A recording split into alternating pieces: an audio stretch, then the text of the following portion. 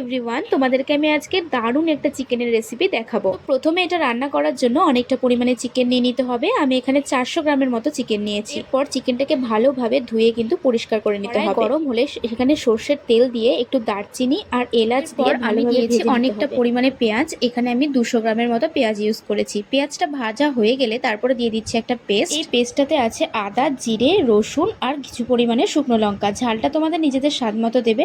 তারপরে বেসিক যেগুলো মশলা মানে লবণ, হলুদ আর লঙ্কার গুঁড়ো, কাশ্মীরি লঙ্কার গুঁড়ো আর কিছুটা মিট মশলা দিয়ে ভালো করে কষাতে হবে। মশলাটাকে ততক্ষণ অবধি মানে ভালোভাবে কষাবে যতক্ষণ না এখান থেকে তেল বেরোচ্ছে। তেল বেরোয় গেলে এখানে আমি দিয়ে দিয়েছি গোটা রসুন আর দিয়েছি কিছু পরিমাণে টমেটো আর দিয়েছি গোটা আলু, কারণ মাংসটা আমার আলু ছাড়া একেবারেই ভালো লাগে না। দিয়ে দিবে মাংসটা। এই ক্লিপটা আমি নিতে যাই হোক ভুলে গিয়েছি। তারপর যখন দেখবে এখানে তেল ছেড়ে আসছে তখন ভালোভাবে আরেকটু ভালোভাবে কষিয়ে নিতে হবে।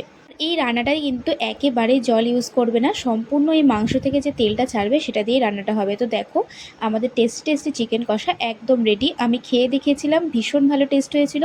তোমাদের যদি রেসিপিটা ভালো লাগে তাহলে অবশ্যই একবার বাড়িতে ট্রাই করে দেখো। Thank you.